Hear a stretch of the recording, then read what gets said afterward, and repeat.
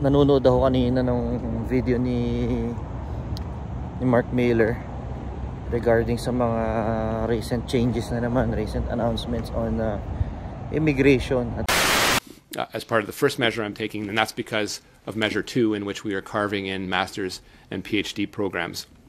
So simply put, the international student cap is here to stay. For anyone applying for post-graduation work permit on or after November 1st of 2024, we know that people that can speak the language are better equipped to succeed in Canadian society. This is a more stringent requirement that I think is very important if we are going to continue the successful story of integration of some of these people into Canadian society. Fourth, for prospective students applying on or after November 1st, post-graduation work permit eligibility will depend on the level of study. Graduates from bachelor's, master's, and doctoral degree programs will remain eligible for a work permit up to 3 years. In the near future, we'll also take further measures to restrict eligibility to spousal open work permits. The fifth measure that I'm announcing today will be to further limit work permit eligibility to spouses of students in doctoral and certain master's select professional programs and certain pilot programs. And over the next 3 years, we expect that measure and these changes to yield approximately 50,000 fewer work permits for the spouses of students groups. Spouses of workers in critical sectors like healthcare, construction will also obviously continue to be eligible for those work permits.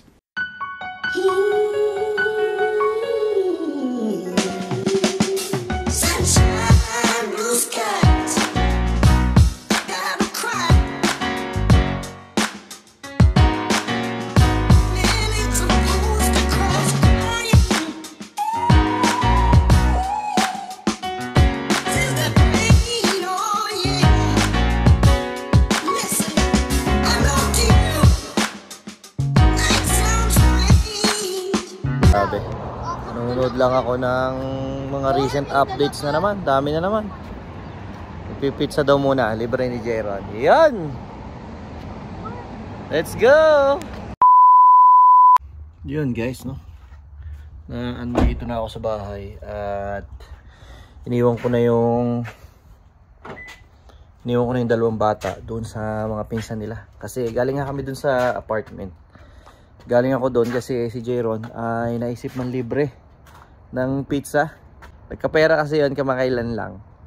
Eh talagang nakakatawa naman sa naisip niya, lilibre ko daw. Sabi niya, lilibre ko daddy yung sina Kuya Carl ng pizza. Mantitreat ako. Sabi ko, di bahala ka. So kanina, ang galing nga alam niya naka-sale daw ang may special promo yung Little Caesars. So dumaan kami ng Little Caesars. Ang $5 doon, yung cheese tsaka pepperoni, ang isang piraso ay lang. Ang isang box ng regular pizza ay $5 lang. So yun, pumake up lang kami, tapos dumiretso na kami dun sa apartment. Ngayon, pagkatapos na kumain, sabi ko, iwanan ko na sila kasi nga ako, gagawa ako ng video. Kasi yun nga, may mga, kagaya na sabi ko kanina, may mga recent updates na naman doon sa, during the press conference na with Mark Miller. May mga binanggit na naman siyang mga pagbabago tsaka mga amendments doon sa mga existing ng mga policy na pinatupad niya lately. So yun, tara sa bahay, tas isa-isahin natin para may balita ko naman sa inyo. 2,000 years later. Yun guys, so ito na nga, pag-usapan natin yung mga highlights or yung mga key points ng nabanggit ni Mark Miller dito sa recent press conference. Nangyari ngayon lamang Wednesday, September 18. Pasadahan natin ng mabilisan lang kung ano yung mga highlights o yung mga key points sa nabanggit niya dito sa, sabi ko nga, sa press conference. So, una na dyan, Canadian Immigration Mark Miller announced several new measures affecting international students today.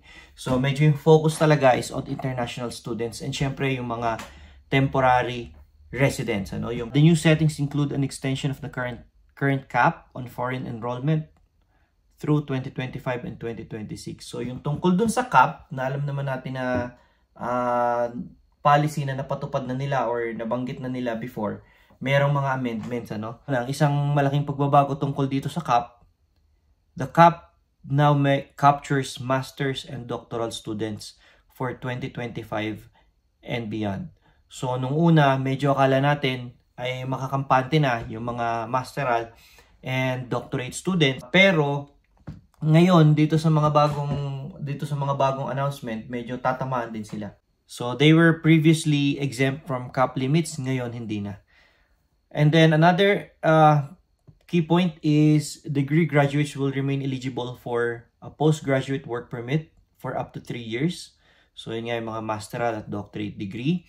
International students approved for study permit after 1st of October. So yung mga international students na na-approve just after October 1, that means October 2 onwards, 2024.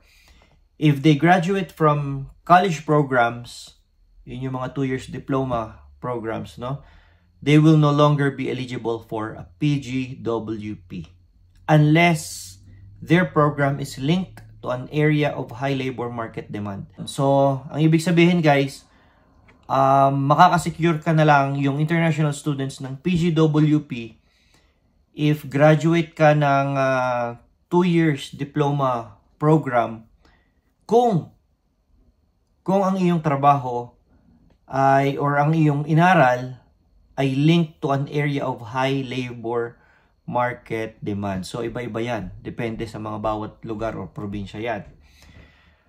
And, yon, spousal work permit eligibility, kagaya ko, which is a spousal open work permit, will be further limited as well. Medyo masakit yan, Later this year, only spouses of master's degree students whose program is at least 16 months in duration will be eligible for a spousal permit. So, yung kumukuha ng master's degree, pero yung program nila is maigsi or less than 16 months, hindi na rin magiging eligible yung asawa nila for a spousal open work permit. Okay, as part of the changes to the PGWP, all applicants, ito pa ang pinakamatindi guys, all applicants will be required to demonstrate a minimum language proficiency in English or French. So dito nga sa press release, sinabi ni Mark Miller, the reality is that not everyone who wants to come to Canada will be able to. Just like not everyone who wants to stay in Canada will be able to. Isa lang ibig sabihin guys, So, hindi lahat ng may gusto makapunta sa Canada ay nakakapunta, which is true, right?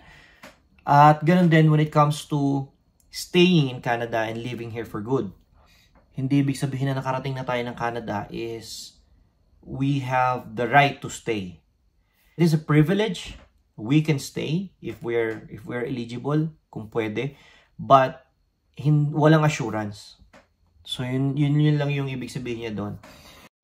And now, going to the key points na nabanggit natin kanina. The new measures build on policies in place since January 2024. So alam naman natin nung January, naglabasan na nga yung mga bagong policies.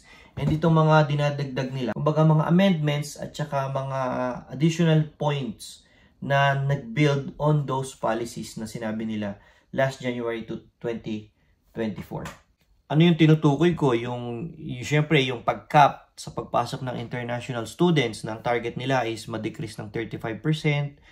Pagkatapos, yung student, bago makapag-apply ng study permit, kailangan ng provincial attestation letter. So, nung lumabas nga yung information tungkol dito sa pag-cap sa international students, so akala natin it's only for 2 years. Pero ngayon, tinuldukan na ni Mark Miller yung haka-haka kung hanggang kailan nga ba to. Kasi sinabi niya dito, for anyone wondering how long the cap would remain in place, Mr. Miller ended the guessing game today and he said, the cap is here to stay.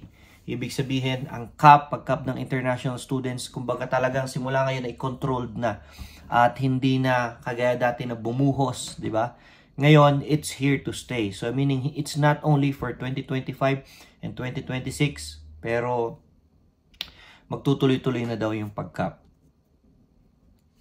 At ito pa yung isang pagbabago. Akala natin yung graduate students, yung gaya ng mga masteral at doctorate ay hindi kasali. Pero ngayon, sabi niya, we are now carving in masters and PhD students to be included in the cap in 2025 and 2026. So kasama na sila ngayon dito sa capping. Pagdating naman sa usapang PGWP, college graduates will face new limits on post-study work rights. So ito nga yung PGWP. So sa kung paanong paraan, degree graduates will remain eligible for PGWP of up to 3 years.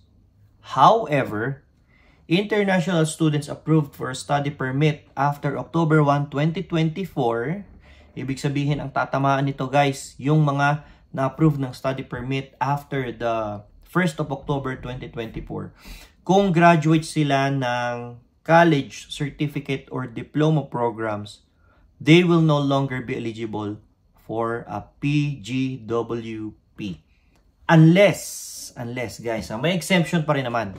Unless their work is linked to areas of high labor market demand. So, kung kasama sa high labor market demand o yung kailangan ng probinsya, yung kanilang program, exempted sila. Meaning, mabibigyan pa rin sila ng PGWP. But if not, most probably, ang graduate ng diploma at certificate programs hindi na mabibigyan ng PGWP.